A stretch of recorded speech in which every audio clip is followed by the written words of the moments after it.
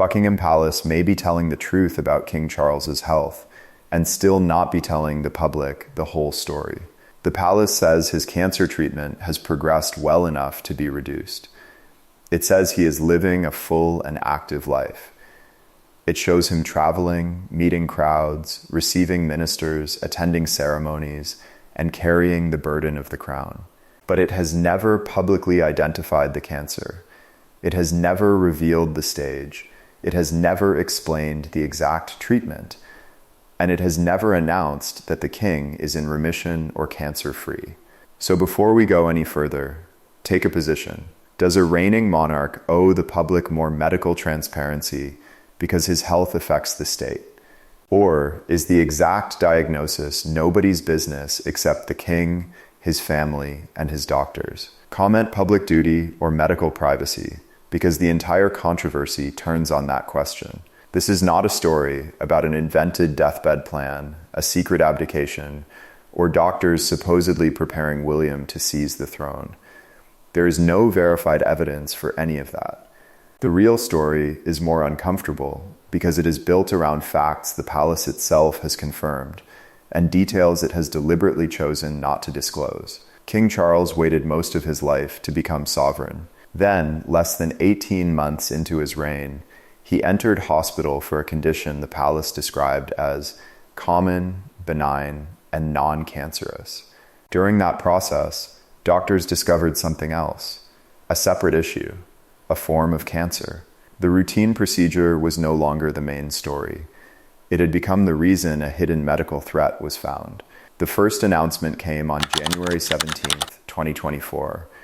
Buckingham Palace said the king had sought treatment for an enlarged prostate and would undergo a corrective procedure the following week. The word benign mattered.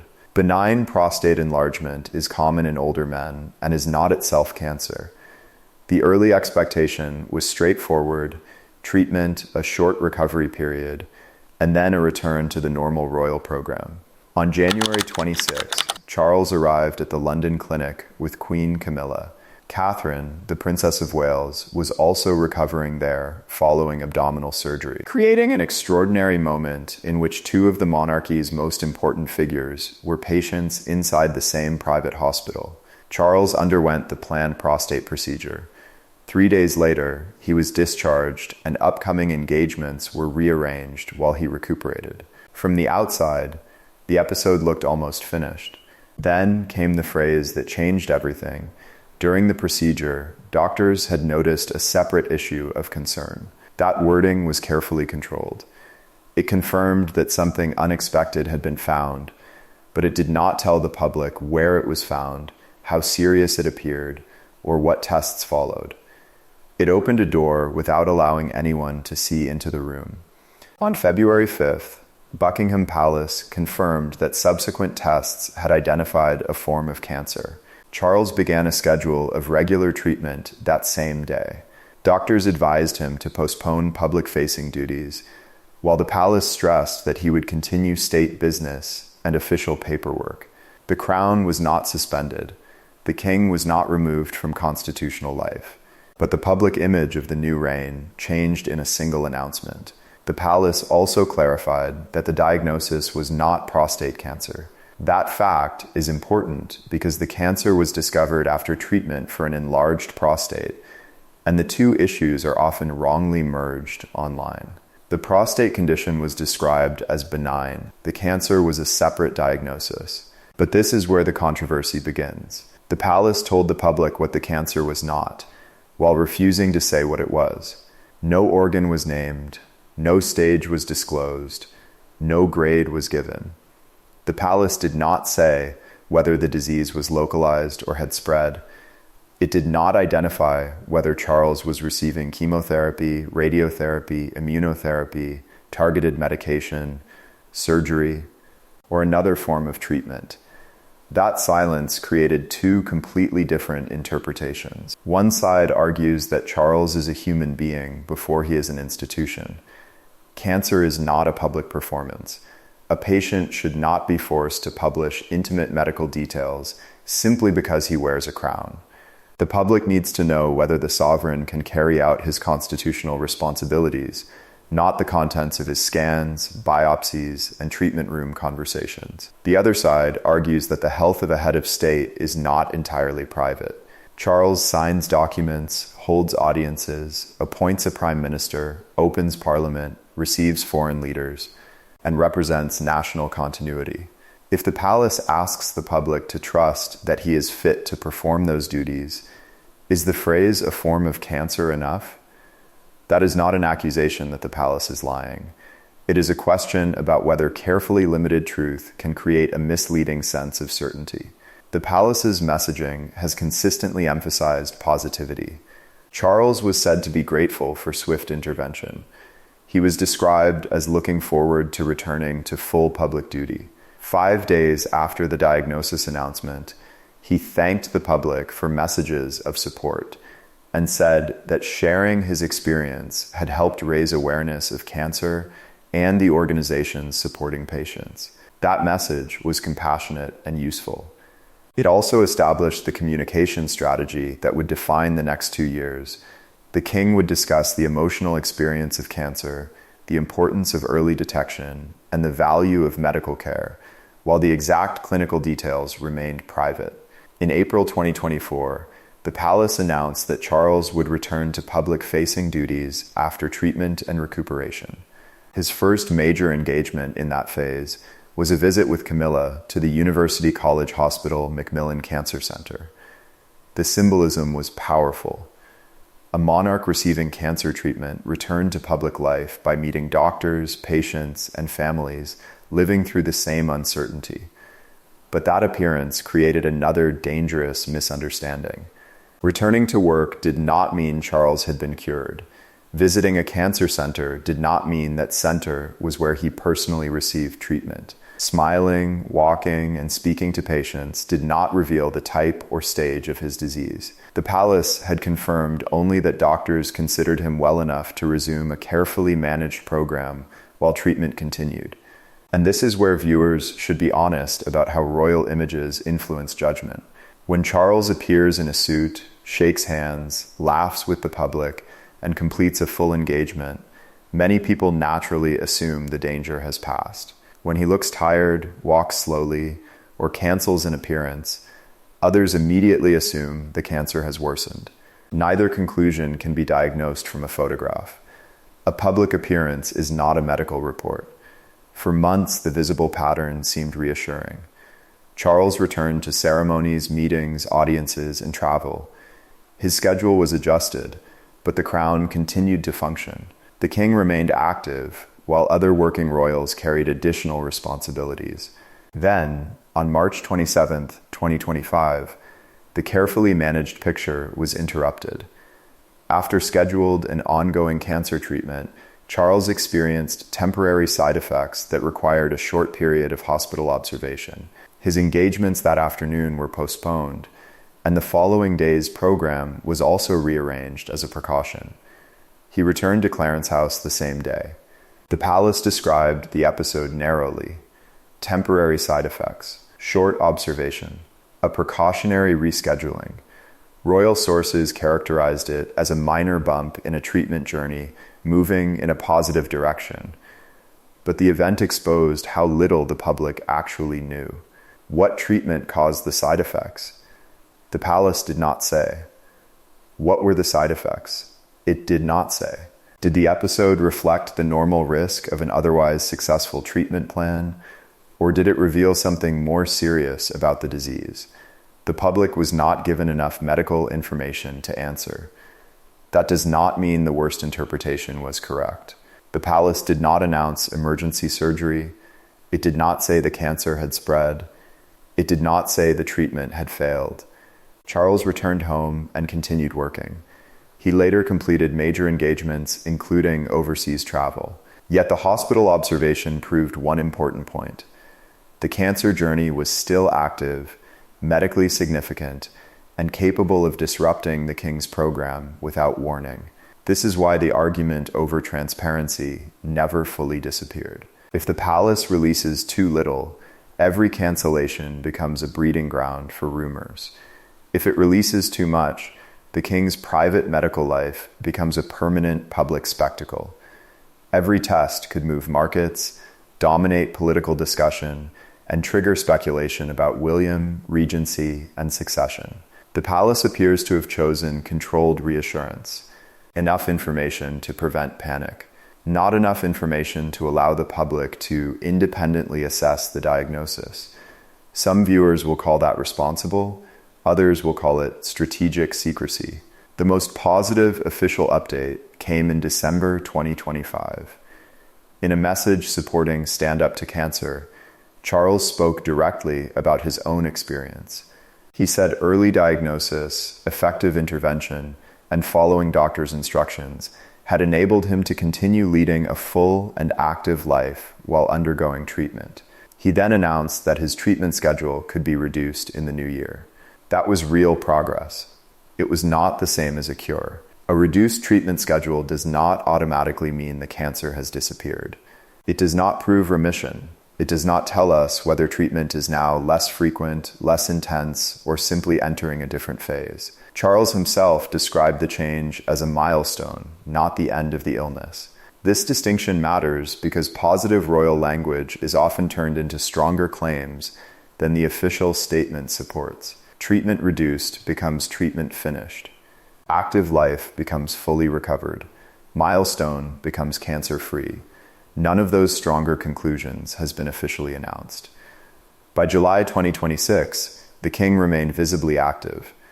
The official record showed him holding a privy council, attending public engagements with Camilla, visiting communities, meeting military personnel, and appearing at major national and Commonwealth events. Those duties provide strong evidence that Charles is capable of carrying out substantial work. They do not reveal the private medical reality between those engagements. The public sees the arrival and departure. It does not see the treatment days, recovery periods, medical consultations, or the calculations behind which events remain in the diary. It does not know whether one appearance requires several quiet days before or after it. That gap between the visible king and the private patient is the real story. Charles's determination can be interpreted in two opposite ways. One interpretation is courage. He waited decades to serve, received a frightening diagnosis, followed medical advice, and continued fulfilling his responsibilities without allowing cancer to define his reign. The other interpretation is pressure. The institution depends so heavily on the image of continuity that a sick monarch may feel compelled to keep appearing, even when rest would be medically wiser. There is no public evidence that Charles is being forced to work against doctors' orders. His own statement credited adherence to those orders for the progress in treatment. But the question remains emotionally powerful. Can a king ever freely admit that he needs to slow down when every reduced duty is immediately interpreted as William moving closer to the throne? That is where health becomes succession politics. Charles's cancer diagnosis did not automatically transfer the crown. Illness alone does not make William king. The monarchy has formal arrangements for temporary incapacity. Counselors of state can be appointed to carry out many routine functions if the sovereign is temporarily unable to act because of illness or absence. The current pool includes Queen Camilla and Prince William, alongside other eligible royals, with working members used in practice. A regency would require a far more serious determination of incapacity through a statutory process. William cannot simply announce that his father is too ill and take control. The system distributes responsibility precisely to prevent a private family disagreement from becoming an unofficial transfer of power. Still, every time William performs a major duty for his father, the image carries political meaning even when the constitutional reality has not changed. Supporters see a responsible heir helping an ill parent.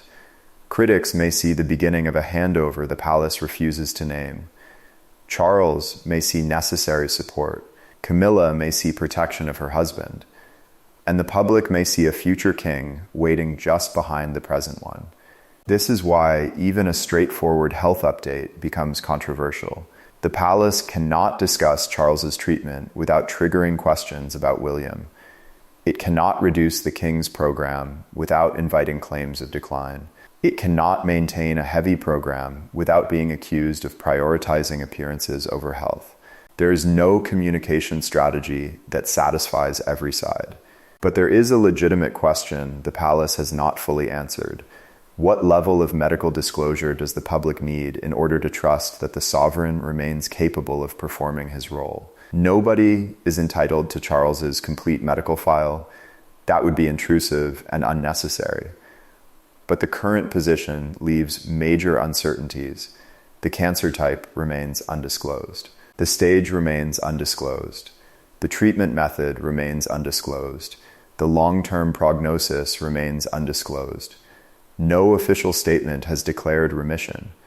No official statement has declared the treatment complete. The palace has confirmed progress, activity, and reduced treatment, but not the full clinical meaning behind those words. That creates a dangerous environment in which responsible caution and irresponsible speculation compete for attention. Some channels respond by inventing a diagnosis. They claim bladder cancer, pancreatic cancer, blood cancer, bowel cancer, or another specific disease without evidence. Others interpret every photograph as a symptom and every diary adjustment as proof of collapse. Those claims are not justified. The correct answer may feel less dramatic, but it is more powerful because it is true. King Charles is living and working with an undisclosed cancer diagnosis. His treatment began in February 2024. He experienced temporary treatment-related side effects requiring brief hospital observation in March 2025. He later announced enough progress for the treatment schedule to be reduced in 2026. He remains active, but the palace has not said that he is cured. Now decide whether that is enough. Should the public accept that doctors, the king, and the constitutional system will manage the situation privately, or should Buckingham Palace disclose at least the type of cancer, the general treatment category, and whether the disease is considered active, stable, or in remission? Those who demand more information must also answer a difficult question. Where would the line stop? Once the palace names the cancer, would the public then demand the stage? If it reveals the stage, would people demand scan results? If it identifies the treatment, would every side effect become a national crisis? Those defending privacy must answer an equally difficult question. How can the public distinguish genuine recovery from carefully managed presentation when the institution controls almost every confirmed detail? That is the conflict at the heart of the story. It is not Charles against William. It is not Camilla hiding a death sentence. It is not a secret plan to transfer the crown. It is one man's right to medical privacy colliding with the public responsibilities of a sovereign. Charles's experience also carries a message larger than monarchy. His cancer was discovered because doctors followed up on a separate concern identified during treatment for another condition. He later credited early diagnosis and effective intervention with changing his treatment journey. That is a genuine and potentially life-saving lesson. Symptoms should be investigated. Screening invitations should not be ignored. Early action can create options that delay may remove. But Charles's personal progress should not be turned into a universal promise. Every cancer is different. Every patient responds differently. His active schedule does not predict another person's outcome, and his reduced treatment does not tell us what treatment someone else should receive. The strongest conclusion is therefore balanced but not comfortable. The evidence supports optimism. The evidence does not support certainty. Charles is working. Charles has reported progress. His treatment has been reduced. His exact cancer remains private. His prognosis remains private. And the palace has left the public to decide whether that boundary protects the king or protects the institution from questions it does not want to answer. That is the verdict I want from you. Does a reigning monarch have the same right to medical privacy as any other patient? Or does the crown create a public obligation to disclose more? And be specific. Do not just say yes or no. Tell us the exact minimum information you believe Buckingham Palace should release: cancer type, stage, treatment, prognosis, all of it, or none of it. Because the next major update may not come from a speech. It may come from a canceled journey, a reduced diary, another hospital visit, or a palace statement where one carefully chosen word changes the meaning of everything. Until then, the truth is both reassuring and unresolved. King Charles is active. His treatment has progressed. He remains under medical care. And the most important part of his diagnosis is still the one Buckingham Palace has chosen not to name.